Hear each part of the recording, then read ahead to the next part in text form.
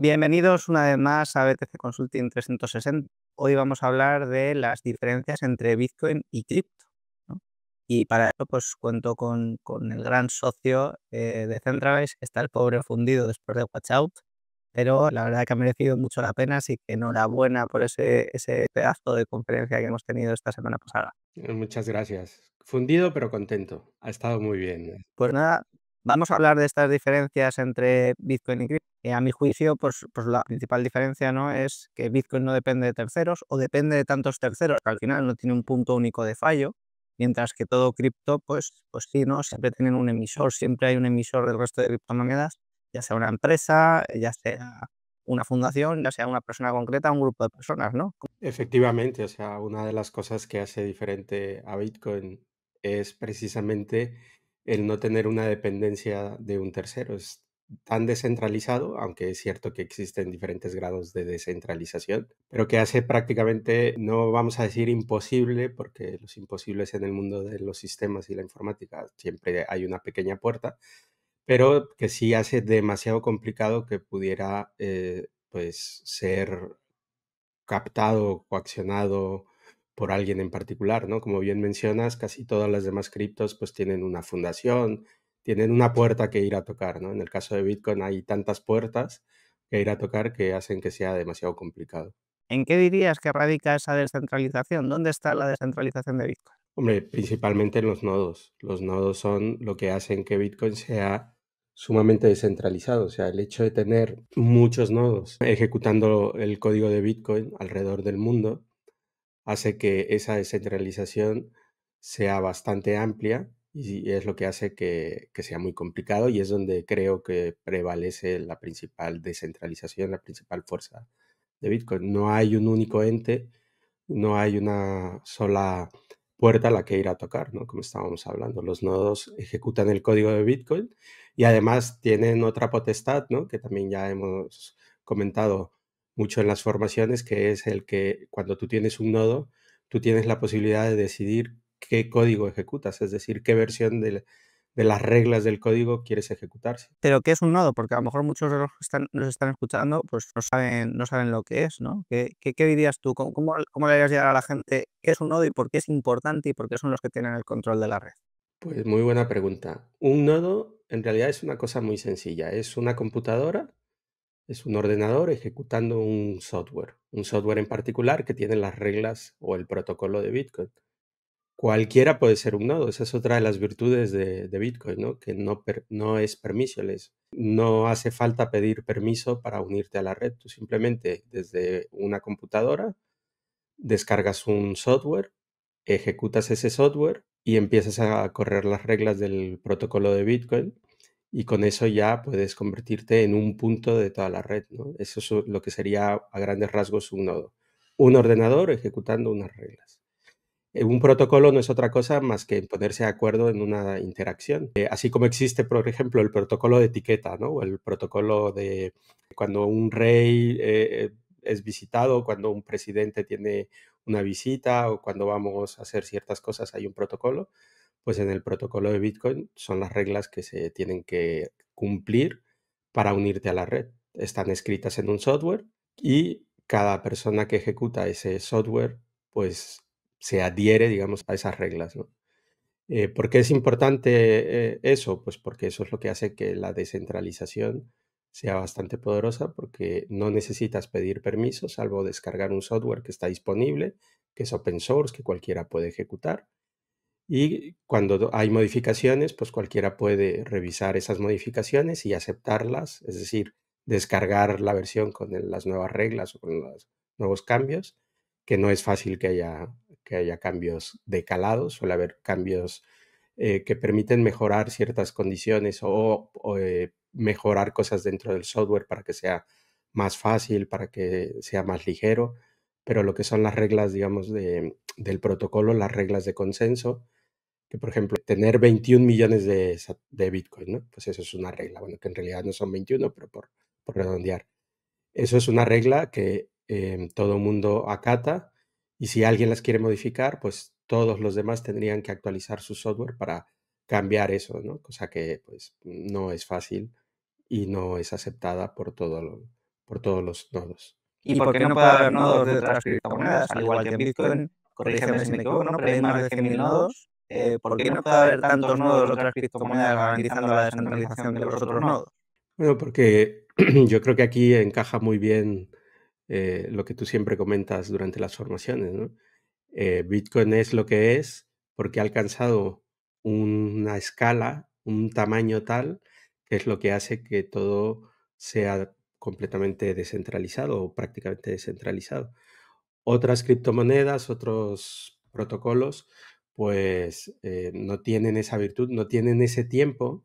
Aquí en este caso yo creo que se aplica lo de que si eres el primero en llegar, eres el primero en pegar. En el caso de otras, pues tratan de demostrar o tratan de implementar cosas que dicen, no, Bitcoin no consigue ser más rápido o no tiene más transacciones. Pero es que en realidad la ventaja de Bitcoin no está en eso, ¿no? Solamente está en la escala que ya ha alcanzado, es decir, tener tantos nodos. Efectivamente, como bien decías, más de 100.000 es la estimación, aunque en realidad no sé, hay nodos que no se anuncian, se le llama, ¿no? Que, que no anuncian que están ahí, pero son nodos. Escuchan, reciben transacciones, las validan, pero tienen una configuración que hace que sea complicado el saber que están ahí escuchando, ¿no? Que están validando transacciones. Entonces, públicos y que se conozcan, pues hay unas estimaciones que alrededor de 100.000. Y el diseño de Bitcoin, tanto el tamaño del bloque como el tiempo medio que tardan en minarse los bloques, ¿juega algún papel en esta garantía de la descentralización, en que cualquiera pueda tener un nodo de Bitcoin? Sí, completamente. O sea, lo que busca la red de Bitcoin es que todo mundo pueda validar todo. Eso es lo que hace la descentralización. Todo mundo tiene una copia de toda la información. No hay un único punto en el cual la información se pueda perder. Como todo mundo tiene una copia, pues eso hace que si, por ejemplo, un nodo se cae o un nodo es bloqueado o censurado, no pasa nada porque hay otros nodos que tienen la misma información. Entonces, para conseguir que todo mundo tenga la misma información y que tenga tiempo de validar esa información, es que el tamaño del bloque tiene un tamaño limitado, no es demasiado grande, y además hay una cadencia de tiempo de aproximadamente 10 minutos entre bloque y bloque.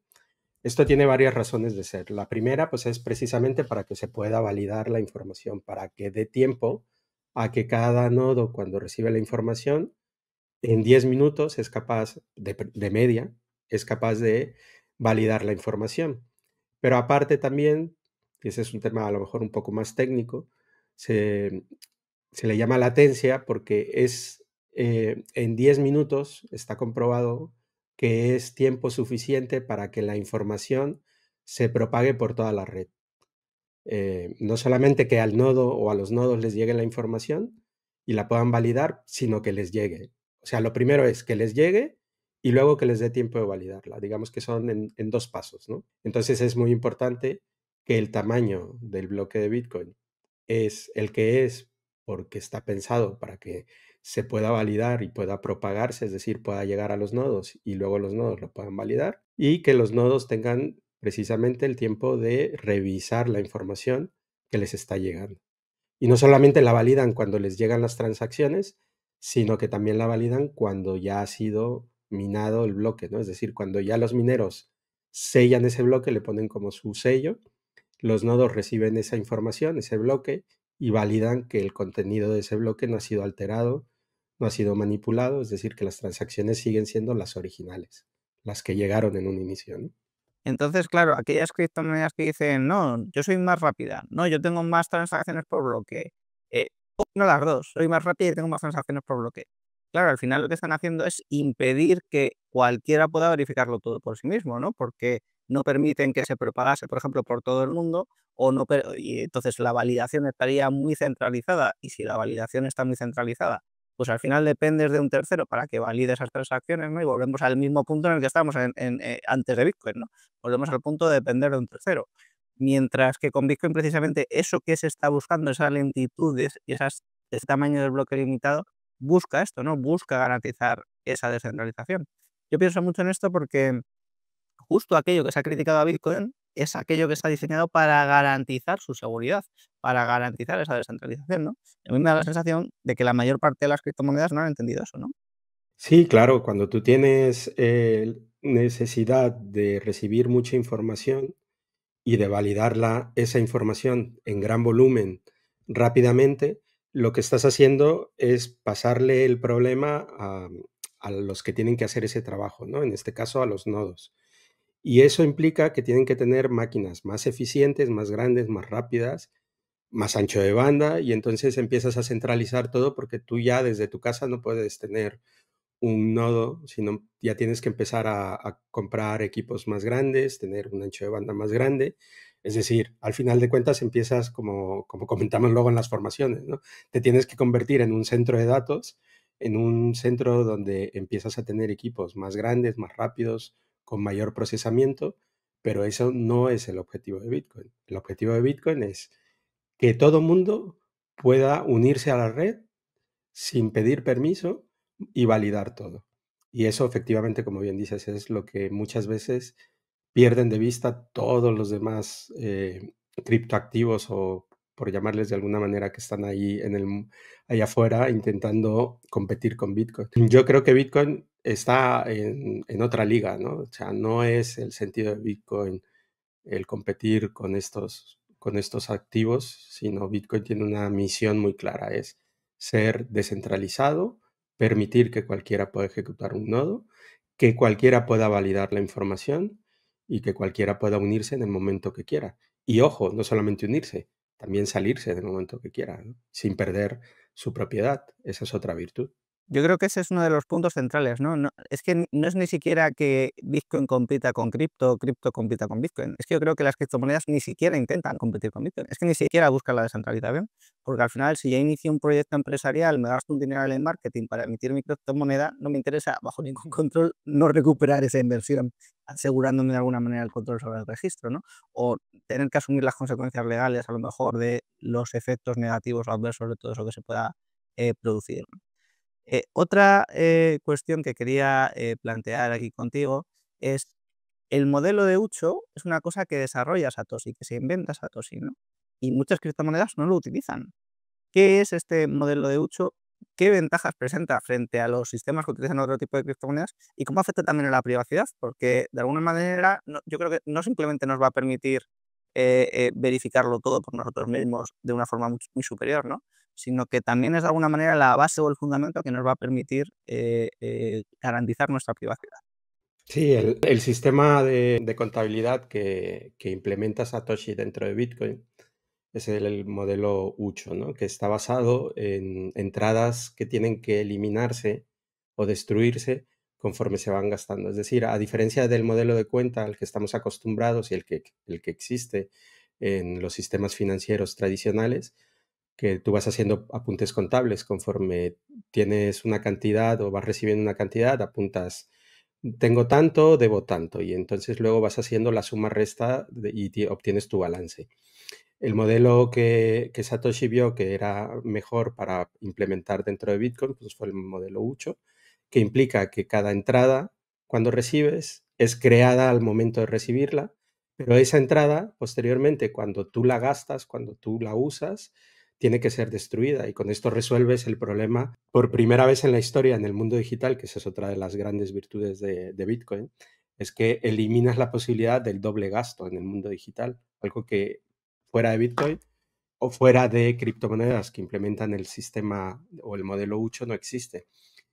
Tú puedes tomarle una foto a cualquier cosa, enviarla a alguien y no puedes impedir que ese alguien la copie, la replique y la comparta.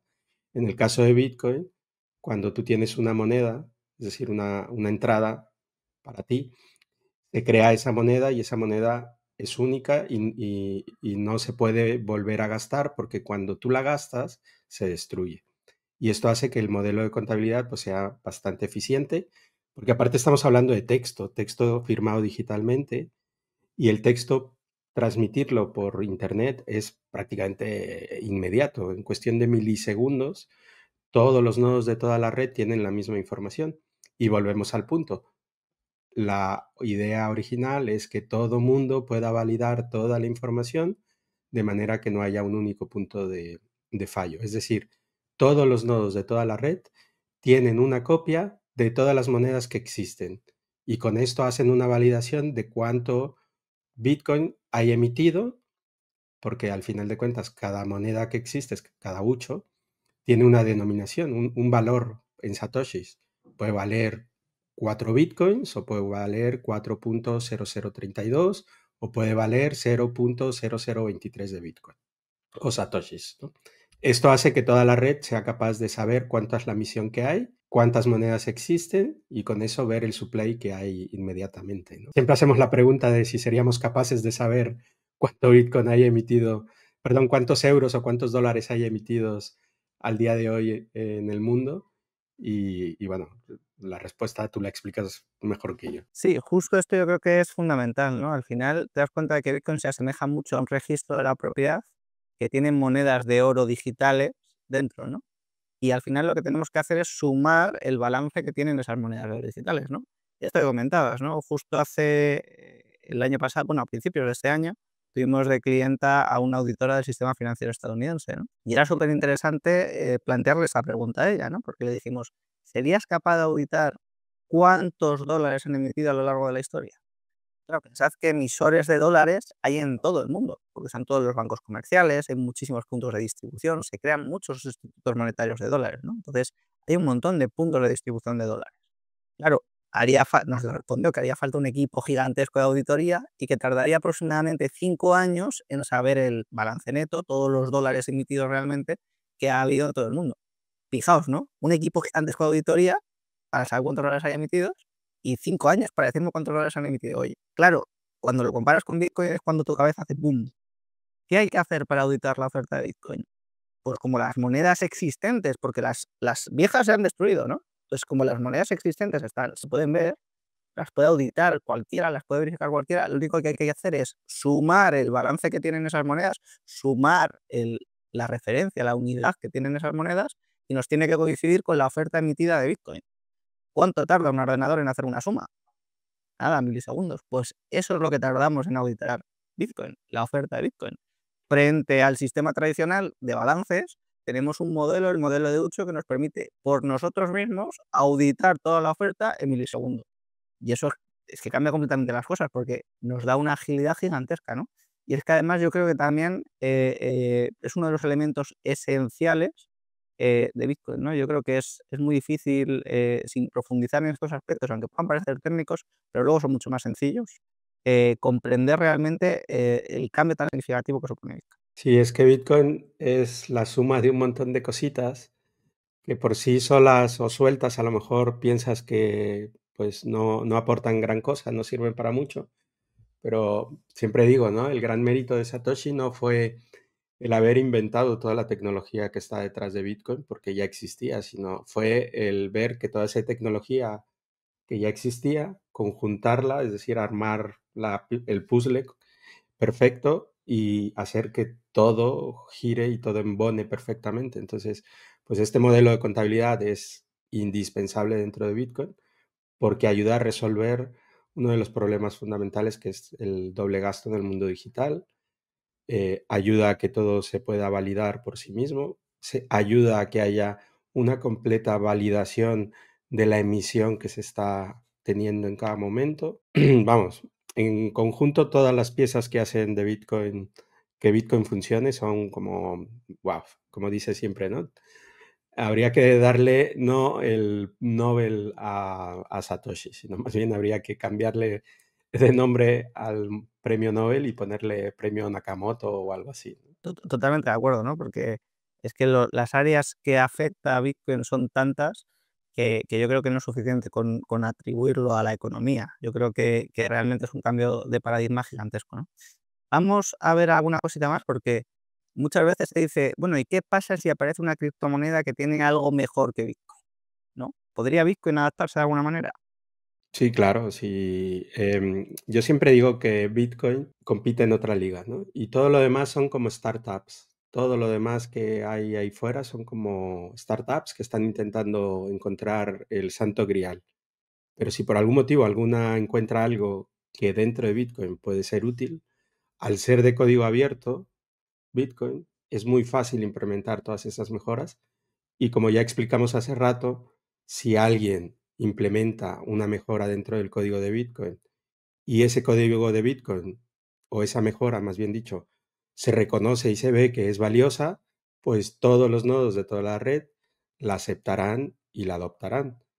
Por el contrario, si ven que esa mejora perjudica o creen que perjudica a Bitcoin, a su patrimonio, a lo que cada uno cree que es Bitcoin, pues no la implementarás y no la adaptarás, ¿no? Es un poco como lo que está sucediendo ahora mismo que estamos grabando esto con el tema del app return y que modificaciones que hay gente que está a favor, hay gente que está en contra. Las implementas si estás a favor y si no quieres, pues no las implementas. ¿Y cómo funcionan estos cambios? ¿Qué pasa? ¿Los nodos tienen, o sea, se aprueba por mayoría, tiene que ser el 51% o cómo funciona?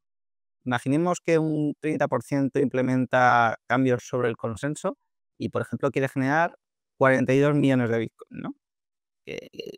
¿Va en función de la votación o cómo funciona? No, no, en Bitcoin no hay votaciones como tal, sino lo que sucede es que si alguien, por ejemplo, dijera, yo voy a poner 42 millones dentro del código de Bitcoin, lanza esa actualización y cada quien decide si la adopta o no. Si, como dices, imaginemos que hay un, no sé, un 30%, un 40% de gente que lo decide implementar y hay un 60% que no lo implementa, lo que sucederá en ese momento es que se creará una bifurcación, un fork. Habrá dos cadenas, habrá dos Bitcoin, por llamarlo de alguna manera, y el mercado decidirá cuál es el que quiere, el que cree que aporta más valor y el que quiere seguir. Así nació, pues, por ejemplo, Bitcoin Cash, ¿no? Que hicieron una modificación al código de Bitcoin para hacer el tamaño del bloque más grande, para que cupieran más transacciones y además para poder minar de manera más rápida y tener no solamente más transacciones dentro del bloque, sino en una velocidad mayor, ¿no? En una cadencia mayor. ¿Qué ha sucedido con eso? Pues se creó un fork, una bifurcación, existe Bitcoin Cash, así se le llamó después, y existe Bitcoin, ¿no? Lo que conocemos hoy día como Bitcoin. El mercado ha decidido que Bitcoin Cash pues no tiene valor, prácticamente nadie lo usa. Fíjate la paradoja, ¿no? Se hizo para que tuviera más transacciones y los bloques prácticamente van vacíos. Y vale, pues la verdad es que ni sé cuánto vale, pero vamos, creo que no valdrá ni 40 o 50 dólares. Está en torno a los 500, pero aún así ves la gráfica y claro, desde que se produjo el fork hasta ahora, pues es una pendiente así hacia abajo absoluta, donde prácticamente ha perdido Pues el fíjate, no, 90 y no, tanto por ciento del valor. O sea que prácticamente no tenía ni me idea, gustaba pero bueno. mucho una metáfora. Al final el mercado es el que Sí, decide que quiere seguir, por ¿no? supuesto, ¿qué es lo que tiene valor, no? Si al final prima siempre es la descentralización, el tener una propiedad que solo depende de ti, pues si estos cambios, si tuviesen éxito, afectarían a esa descentralización, pues es algo que no vas a demandar, ¿no? Y también yo creo que hay un factor muy importante ahí con la parte de los forks, que al final tenemos un registro de la propiedad que tiene más de 12 años de antigüedad, bueno, tiene 16 años, pero más de 12 años una sola negación de servicio, ¿no? Y que tiene más de 100.000 nodos. De alguna manera yo lo suelo comparar como el registro de la propiedad de Suiza, ¿no? O sea, es el gran registro de la propiedad. Claro, si de repente un grupito dice, me voy a montar yo mi propio registro de la propiedad por mi cuenta, que voy a controlar yo, ¿quién se va a cambiar su propiedad de Suiza a Venezuela? A lo que pueda aparecer ahí. Yo creo que muy poquita gente, ¿no? Entonces yo creo que eso es lo que pasa con los forks de Bitcoin, que al final pues tienen muy poco recorrido, ¿no? Aunque es verdad que los usuarios son los que deciden, porque mantienen sus monedas en ambos registros. Entonces simplemente lo que pasa es que normalmente se produce una venta masiva desde un fork al otro, ¿no? Y eso es lo que el mercado, bueno, es un fork hasta el registro principal, ¿no? Y eso es lo que el mercado normalmente pues ha decidido que tiene valor. Sí, claro. Es que fíjate, volvemos al punto de que Bitcoin nace con unas características y unas cualidades tan bien definidas y tan bien alineadas que es difícil que alguien quiera salir de Bitcoin cuando las entiende, ¿no? Sí que es cierto que hay mucha gente que a lo mejor no las entiende y decide salirse. Pero lo que tú dices, o sea, si a mí me dicen que va a haber o que se va a crear otro Bitcoin que va a tener 42 millones de unidades, ¿por qué quisiera yo diluir mi riqueza? O sea, ¿qué incentivo tengo yo a que el valor de mi Bitcoin se reduzca a la mitad o algo o más si fuese?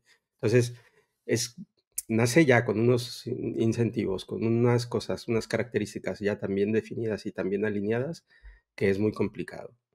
Y otras cosas que se le critican, pues bueno, se han estado desarrollando cosas que permiten hacer que, bueno, pues a lo mejor se puedan tener otras soluciones. Pero Bitcoin es como dinero duro, ¿no? Como preservar valor, un registro de la propiedad que es inmutable y esa es su principal característica. Todo lo demás podrá llegar, se podrá implementar y a partir de ahí, pues el mercado decidirá si en dado caso que hubiese una bifurcación o un fork, pues si se quiere seguir. Pero hasta el día de hoy eso no ha pasado y anda que no ha tenido forks Bitcoin, ¿no? Pues por ir terminando, al final la conclusión es el sistema de incentivos de Bitcoin y la escala que ha alcanzado es lo que garantiza su diferencia frente a todo lo demás. Es decir, el buscar de alguna manera un sistema que permita a cualquiera verificarlo todo por sí mismo sin depender de terceros, que nos permite poseer esa propiedad absoluta, ¿no? Y eso yo creo que es lo que el resto de criptomonedas ni siquiera han intentado, ¿no? Ni siquiera han visto cómo conseguir eso o cómo llegar ahí, ¿no? Yo creo que esos problemas que trataban de resolver los cypherpunks, el problema del doble gasto, el problema del tercero de confianza, cripto en general ni siquiera los ha intentado resolver porque no los ha visto como problemas, porque ellos son al final el tercero de confianza. Claro, lo que buscan es cómo sacar ventaja de algo que nació, ¿no? Y yo creo que esa es otra de las bondades y características que se le pueden atribuir a Satoshi.